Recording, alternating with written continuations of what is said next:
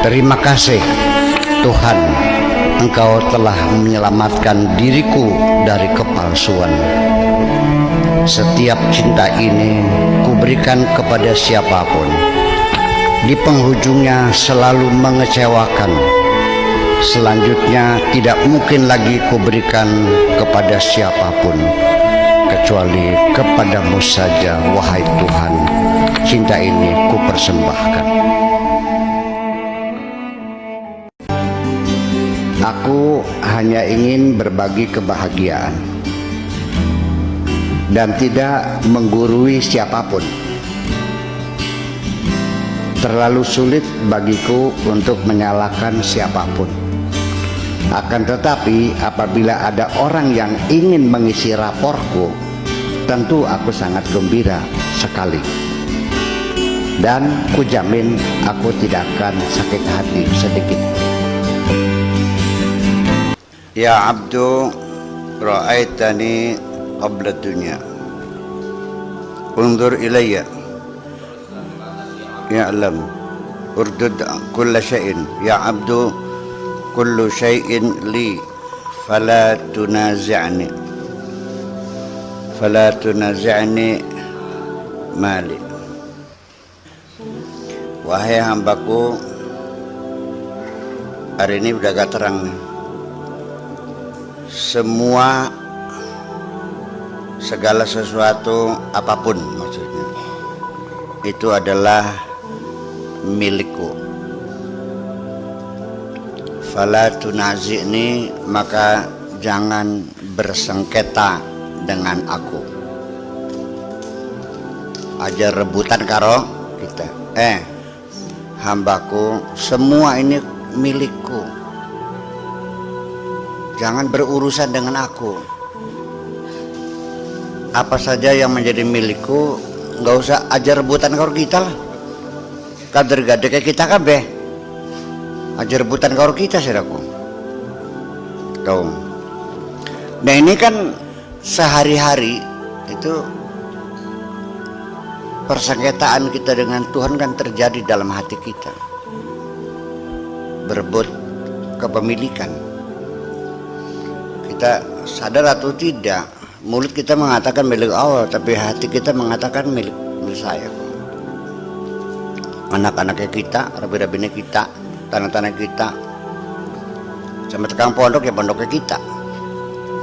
Tidak milik apa. Pada waktu kawin kan jalur sumbangan ya. Ada kayak kita, si Rupin mana?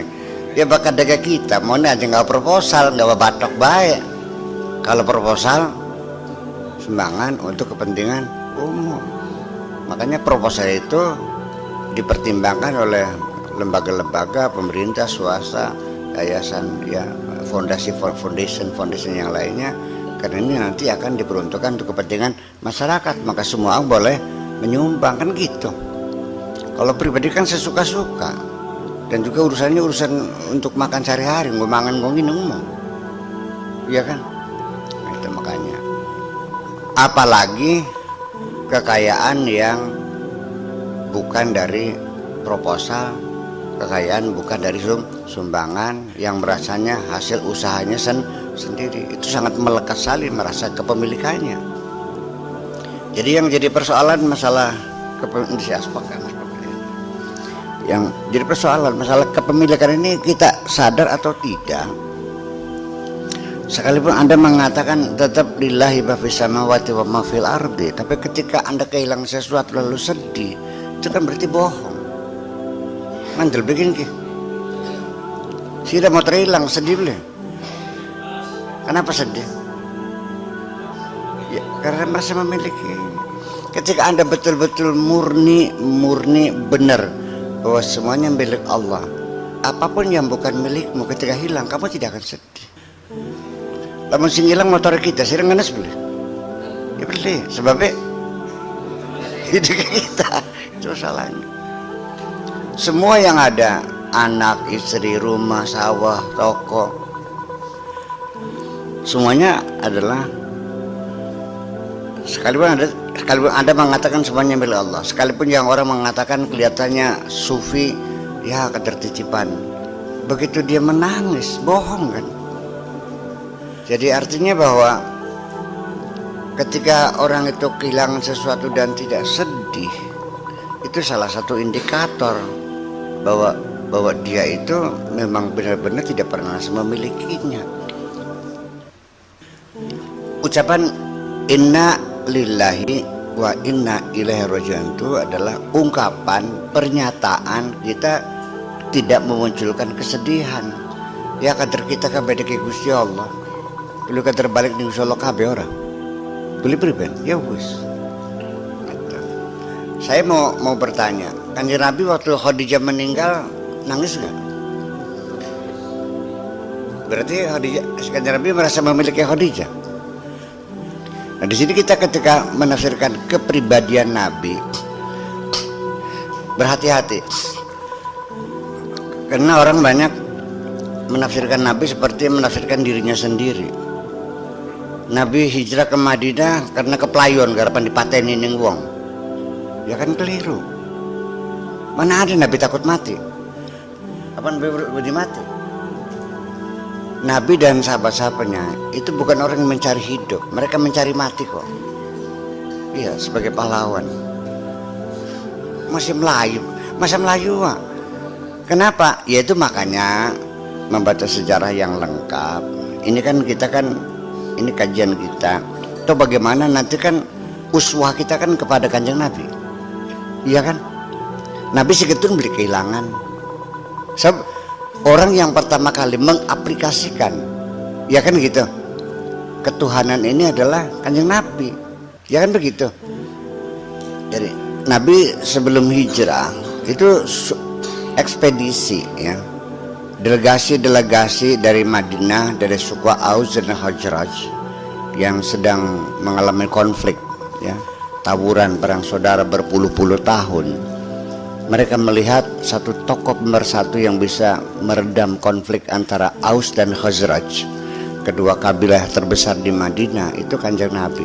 Nabi dimana sejak dulu, dari 2-3 tahun sebelum hijrah itu sudah datang utusan, ayo kita pindah aja deh, Anda di sini sumpah, udah masyarakatnya menolak semua, udah kami lebih peluang lebih Anda lebih besar. Apa jawabnya? Belum ada izin dari Allah.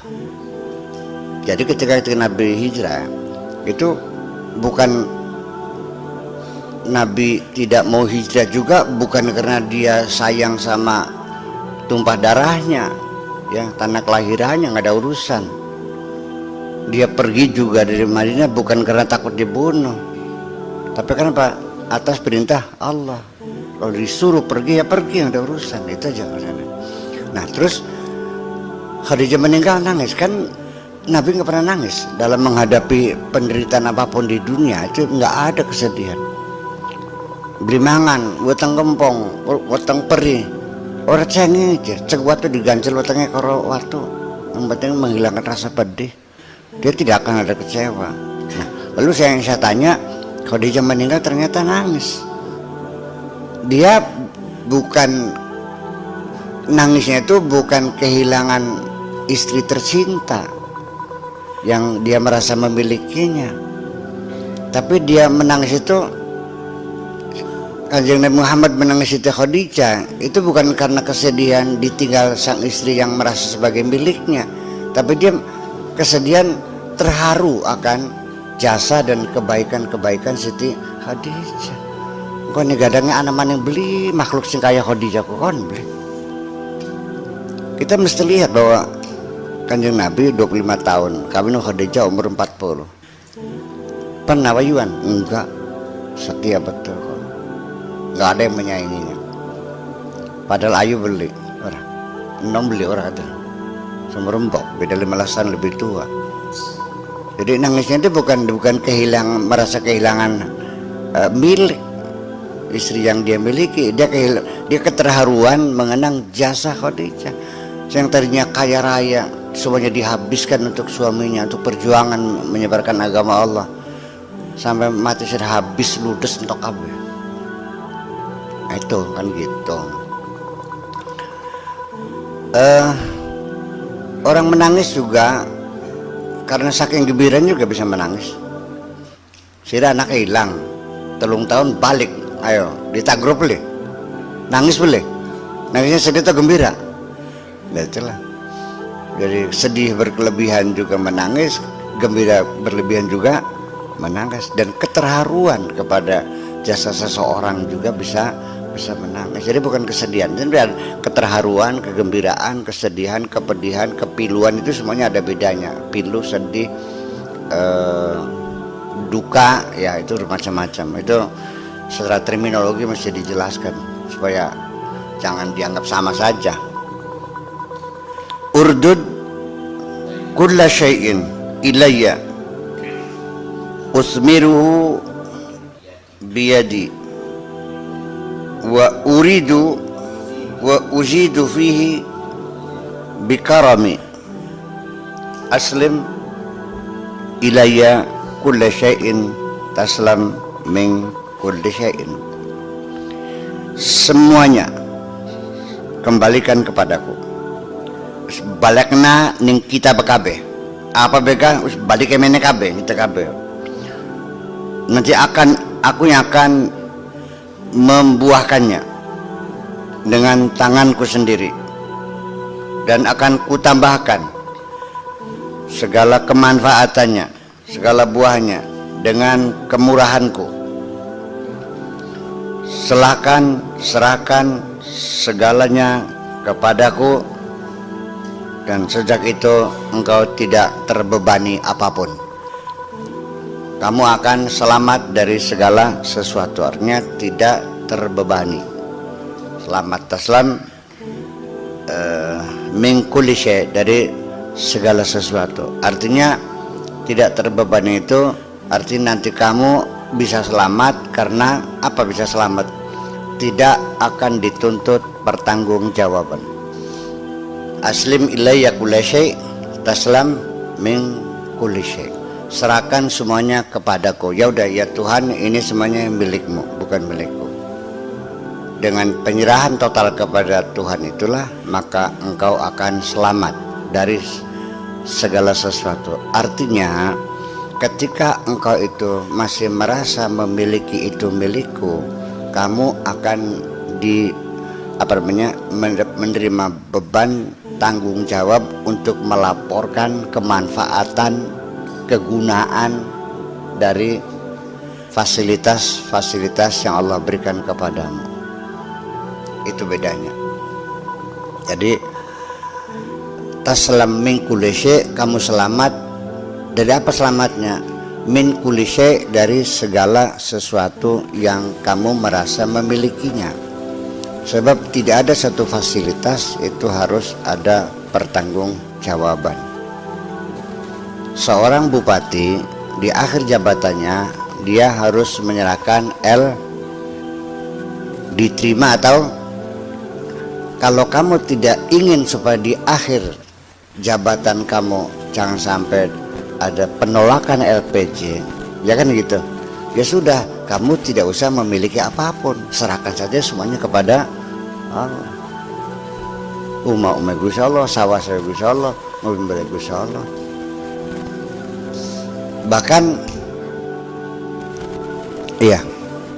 Bahkan sampai kepada ketika kita memilih sesuatu yang mungkin sudah sering saya ulang-ulang, tapi juga nggak ada masalah kalau sekarang saya ulang-ulang lagi.